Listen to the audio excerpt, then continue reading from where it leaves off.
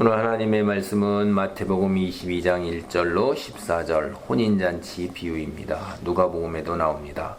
예수께서 다시 비유로 대답하여 이르시되 천국은 마치 자기 아들을 위하여 혼인잔치를 베푼 어떤 임금과 같으니 그 종들을 보내어 그 청한 사람들을 혼인잔치에 오라 하였다니 오기를 싫어하거늘.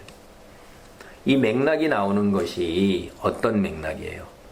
혼인잔치라는 이 예수님의 비유가 나오는 맥락이 잘 생각을 해보세요. 예수님의 권위를 두고서 이제 대제사장과 백성의 장로들은 예수님을 백성들의 장로들, 이 사람들 지도자들은 예수님을 선지자로 인정하고 싶지 않은 거예요. 예수님을 선지자로 인정하게 되면 자기네들이 누리는 재물과 사회적 지위와 이런 것들이 다 내어놓아야 되는 거예요. 그러니까 그런 것들을 먼저 우선시하다 보니까 예수님이 하나님의 사람이고 기적을 행하는 사람에도 불구하고 그 권위가 어디서 왔느냐라고 이제 따지고 들어가는 거예요. 그때 예수님이 뭐라고 그러냐면 너희는 끝내 믿지 않지만 믿지 않았던 사람들, 그런 사람들은 오히려 믿는다 이 말이에요. 그리고 이제 다시 포도원 농부 비유를 하는 거예요. 그래서 포도원 농부가 걔 집 주인이 포도원을 만들고 세를 주고 갔는데 그 농부들이 종들을 다 잡아 죽이는 거예요. 더 많은 종을 보내니까 또 잡아 죽여요. 그 다음에 아들을 보내니까 아들까지도 죽여버려요. 그럼 어떻게 하겠냐 그랬더니 이들이 제사장하고 장로들이 뭐라 하냐면 그렇게 악한 놈은 진멸해야 되죠 라고 지입으로 얘기하는 거예요. 그래갖고 그 이야기를 쭉 펴고 성경의 건축자의 버린 돌이 모퉁이 돌이 됐다 이 얘기를 하고 하나님 나라는 빼앗기고 그 나라는 열매 맺는 백성이 받는다. 그리고 이 돌 위에 떨어지는 자는 깨지고 돌이 사람 위에 떨어져 가루로 만들어 흩는다 하니까 대제사장과 바리새인들 그리고 이 장로 같은 사람들이 머리가 있으니까 똑똑하잖아요. 자기들을 가리키는구나. 예수 그리스도를 믿지 아니하고 하나님의 사람으로 받아들이지 않는 자기들을 가리키는 거라 해서 예수를 잡으려고 그러는데 무서워서 백성들이 무서워서 못 잡는 거예요. 거기에서 다시 예수님께서 거듭해서 똑같은 얘기를 다시 하시는 거예요. 이게 똑같은 얘기예요. 이거에. 그러니까 천국은 누가 들어가느냐? 임금님이 계셔서 그 혼인잔치를 베풀었어요. 이제 이 혼인잔치는 우리가 성경 구약 이 신약 성경을 보면 구약 성경하고 달리 이 신약 성경에는 예수님을 신랑으로 하고 그 다음에 믿는 사람들을 신부라고 그래가지고선 천국에 들어갔을 때 천국 잔치가 벌어지는 걸 혼인잔치에다 비유를 해요. 그러니까 그것이 얼마나 귀하고 아름답고 풍성한 잔치다 하는 것인데 예수 그리스도와 우리와의 관계가 마치 혼인한 부부와 같은 그런 관계에다가 영적으로 빗대어서 얘기를 하기 때문에 여기에도 이제 혼인잔치 비유까지도 나오는 거예요. 제가 이게 조금 더 나아갈 수도 있는데 어쨌든 여기서 보면 혼인잔치를 베풀었으니까 이제 혼인잔치에 청한 사람들이 굉장히 많을 거 아니에요. 근데 3절에 보면 오기를 싫어한다고 했어요. 혼인잔치에 들어가기를 싫어하는 거예요. 어디가 더 좋아요? 혼인잔치에 가지 아니하고 자기 일 하는 게 더 좋은 거예요. 그게 뭐예요? 4절 보면 그렇게 나오잖아요. 그래서 다시 다른 종을 또 보내는 거예요. 청한 사람들에게 내가 오찬을 준비하였을 때 소와 살찐 짐승을 잡고 모든 걸 다 갖췄으니 혼인잔치에 오소서 하라 하였더니, 그러니까 혼인잔치가 얼마나 풍성한 잔치고 거한 잔치인가 하는 거를 굳이 설명을 해갖고 또 다른 종을 보내어서 거듭거듭 오라고 그러는 거예요.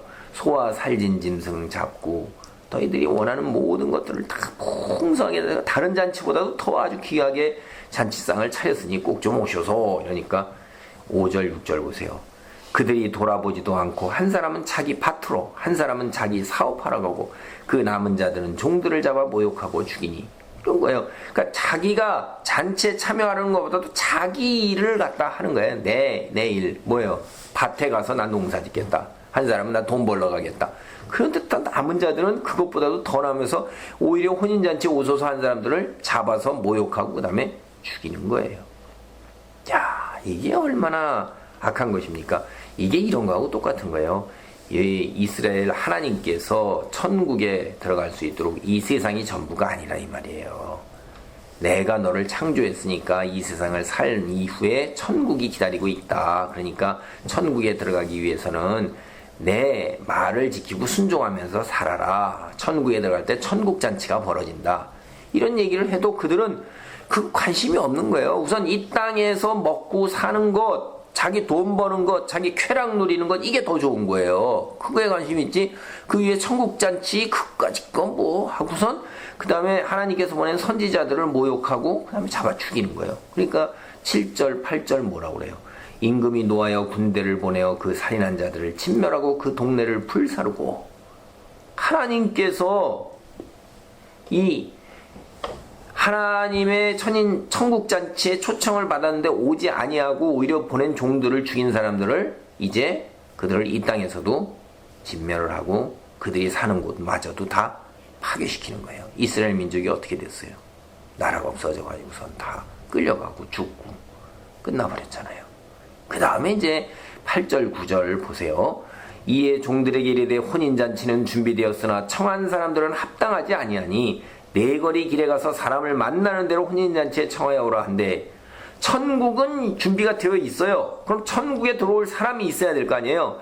그래서 이제 이스라엘 민족 말고 그의 이방 민족들까지도 다 이제 불러와라 하는 거예요.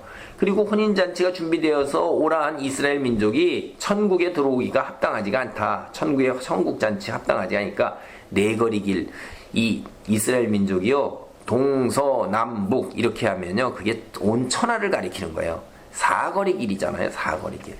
온 천하에 가서 사람을 만나는 대로 이방 민족들에게 다 하나님의 백성들로 초청을 하는 거예요.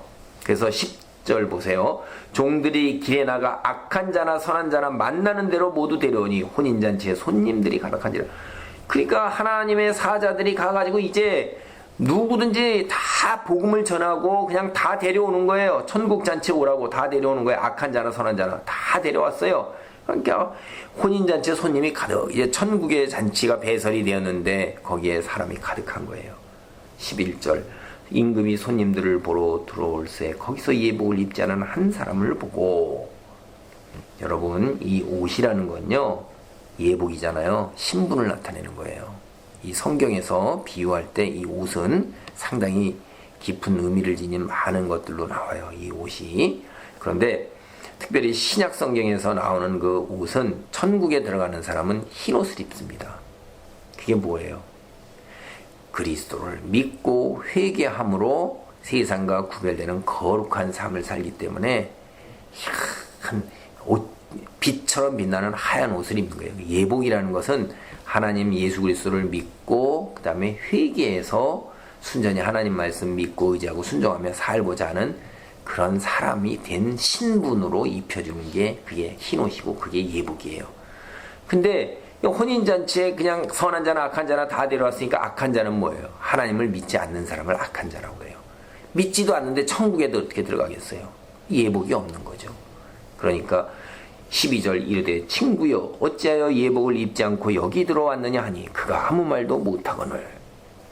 아니 천국잔치가 배설되었는데 여기는 예복을 갖춘 사람만이 들어와서 앉아 있어야 되지 않느냐.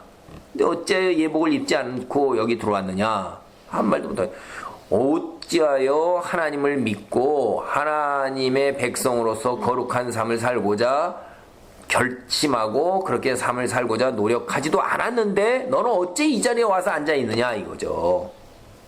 근데 대답할 말이 없는 거죠. 자기는 뭐하고 살았어요? 밭 갈러갖고 사업하러갖고 오히려 하나님을 믿는 사람들을 모욕하고 심지어 죽이기까지 했으니까 아무 말을 못하는 거예요. 13절 보세요. 임금이 사원들에게 말하되 그 손발을 묶어 바깥 어두운 데 내던지라 거기서 슬피 울며 이를 갈게 되리라 하니 임금이 뭐라고 해요? 자기 아랫사람들에게 손발을 묶어서 지옥으로 던져내 버리라는 거예요. 자유함도 없는 거예요. 구속함을 받아가지고선 구속 상태에서 거기는 바깥 어두운데 빛이 없는 곳, 하나님이 안 계신 곳에 내던진데 거기서 슬피 울면서 이제 영원한 그 기회가 없어진 거에 대한 후회와 자책과 내가 왜 안 믿었는고 면서 얼마나 슬피 울면서 이를 갈면서 우는 거예요. 이게 혼인잔치 비유, 앞에 이게 모퉁이 돌 비유하고, 그 다음에 포도원 농부 비유하고, 그 다음에 두 아들 비유하고, 다 똑같은 맥락이에요. 예수님이 몇 번을 얘기하시죠? 이야, 이 지금, 네 번째로 지금 얘기한 게 똑같은 얘기를 네 번이나 하시잖아요.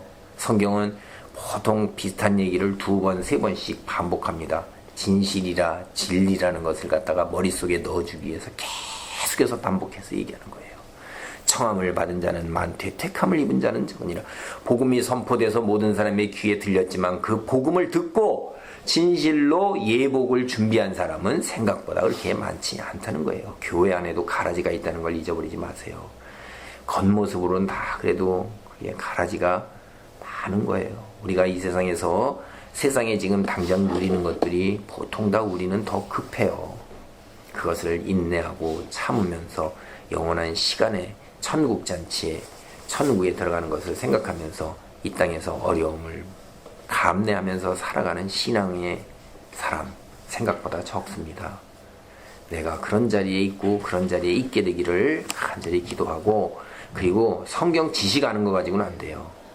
체험을 해야 돼요. 기도하면서 하나님께서 역사하시는 체험, 성령이 계시고 하나님이 계시다는 이런 체험을, 정말 성경 말씀이 내 인생 속에서 이루어지는 체험을 해서 영적 세계를 내가 체험을 하는 가운데 믿음의 증거로 삼아야 돼요. 그러지 않으면 믿음은 흔들립니다. 살면서. 성경 지식은 지식으로 끝나버려요. 그래서 여기도 계속해서 이 이야기를 누구한테 하는 거예요? 이게 일반 백성들뿐만 아니라 대제사장과 백성의 장로들, 성경 지식을 너무나도 잘하는 사람들한테 지금 비유로 붙여서 계속 얘기하는 거예요. 예, 그들에게 얘기하는 거예요. 너희는 성경을 그렇게 잘 알면서도 왜 그 다음에 그런 사람은 진멸해야 되죠. 그렇게 대답을 하는, 그렇게 똑똑하면서도 어찌하여 하나님을 바로 보지 못하고 바로 믿지 못하느냐 하는 것을 질책하시는 거예요. 우리 교회 다니면서 성경 읽고 기도하고 잘 알고 믿음이 있는 것 같다 착각하지 말고 정말로 기도하고 무릎 꿇고 바른 암을 갖고 바른 그 암의 테두리 안에서 행함이 있는 믿음의 자리에 있기를 하나님께 늘 기도하는 가운데 은혜의 자리에 있기를 간절히 소원해야 됩니다. 귀한 축복 있기를 바랍니다. 아멘.